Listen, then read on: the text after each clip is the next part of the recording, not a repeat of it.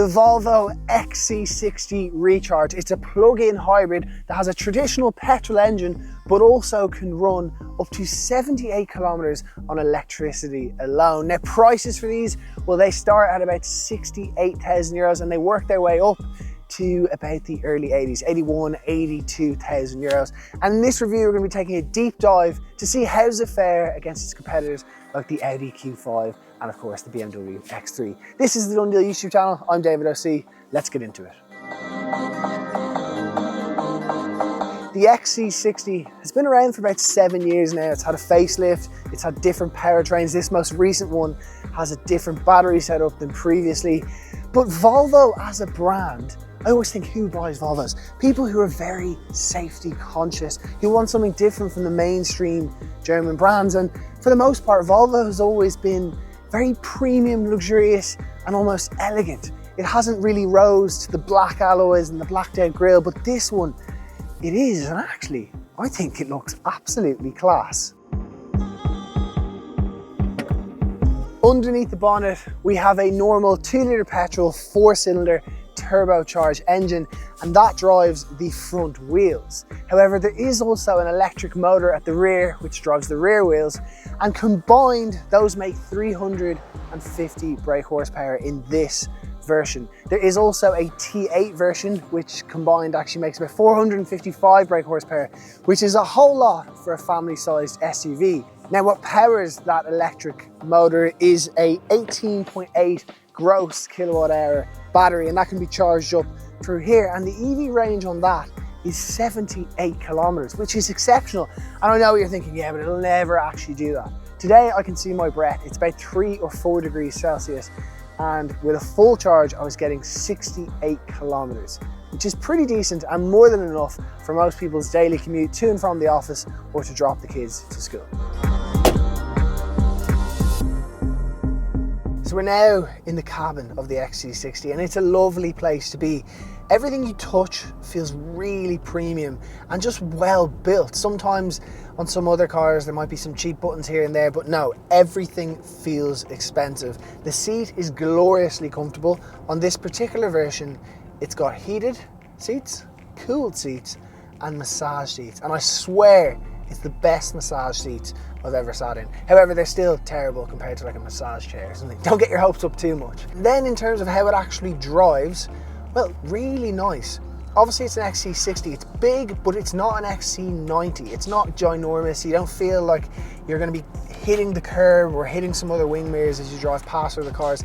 It's kind of the right size. You're elevated, but not too much. The suspension is really smooth. This being the higher spec, I believe, has an air suspension as we see with the boot, and that does mean that it drives a little bit smoother than I can imagine a traditional coil suspension might. But overall, very, very impressed with how it drives. It also, as you can imagine, is quite literally littered with safety systems, everything from blind spot monitoring, adaptive cruise control, accident emergency braking.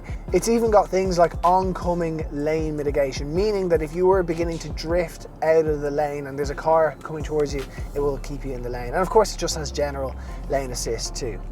Another thing is on this beautiful crystal gear selector, if you pull it down one step further into B mode, that's regenerative braking. And what that means is as you take your foot off the accelerator, you actually come to a 100% halt. As you can see now, I am dead stopped. And that can also be turned off if you don't like it, but it's a great way of not only recharging that battery and being more efficient, but actually it's just a lazier, more enjoyable way to drive.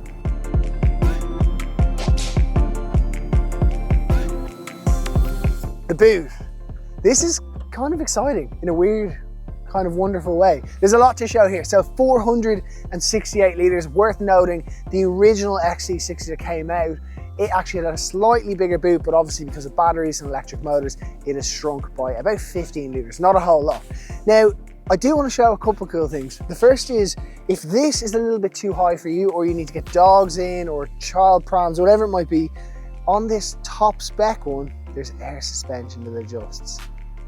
That is so cool, and that's something you see in a Range Rover, not in a Volvo. That's very, very impressive.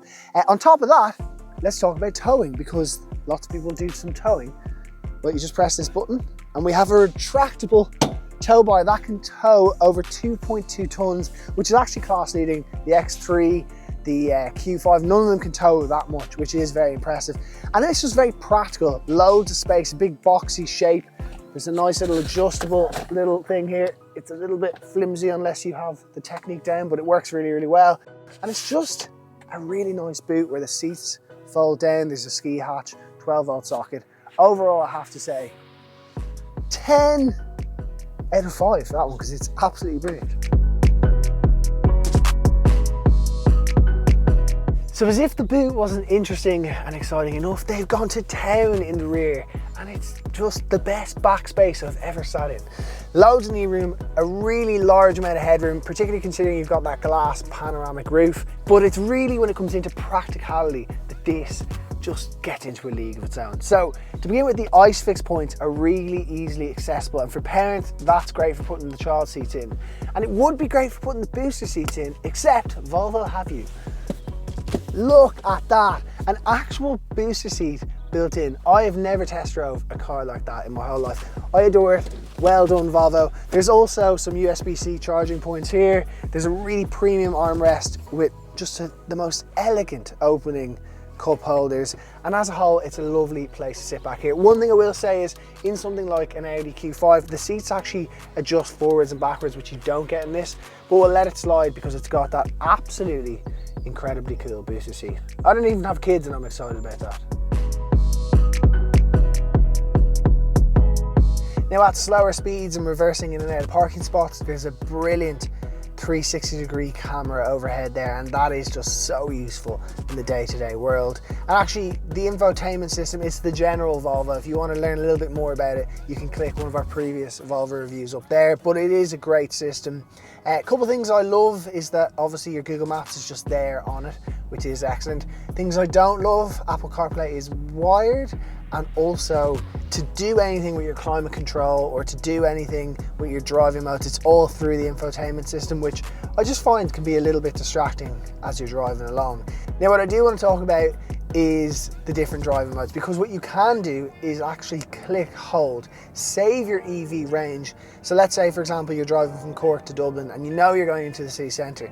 You can drive up in petrol, save that electric range, and then as you approach the city, then you can switch to EV mode alone and you just drive in pure electric mode, which is absolutely perfect and great for around town. In terms of power, we mentioned it's 350 brake horsepower.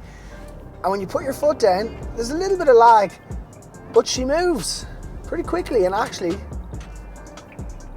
it grips pretty well too. It's a good car to drive. Volvo's 350 brake horsepower isn't like Volkswagen Golf or 350 brake horsepower. It obviously weighs a lot more, but also it just never seems to be as powerful as some of the German rivals, but it is still literally more power than you will ever need on the real road in an SUV. And the last thing that I want to point out is that the speed is limited to 180 kilometers per hour. It doesn't really matter in Ireland, but if you're on the Autobahn or if you decide to take your Volvo on a track, then it's one thing to bear in mind.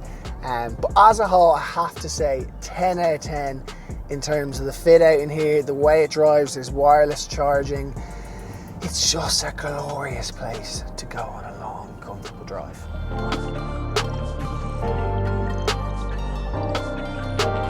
So in conclusion, the Volvo XC40 Recharge is possibly one of the best cars I've driven in a long, long time. And yes, it's been around for 7 years, and yes, this is the top spec. But I have to say, I'm incredibly impressed from the way it drives to the tech, to the nice little features like what we saw in the boot and in the rear space. Volvo have really just thought things through. And I know a lot of people, for the sake of buying an Audi or for the sake of buying a Merc or a BMW, do. However, when you get it in this black edition, it really does look great. It turns a lot of heads, and it's just an all-around great car. And another thing is, plug-in hybrid at the moment with a decent range like that is very, very tempting, particularly if you're considering going full EV but aren't fully sure. Anyway, we hope you've learned something from this review. If you have, then please make sure to subscribe. And if you have any questions at all, we'll do our best to answer it in the comments. But for now, we'll see you in the next one. Thanks so much for watching.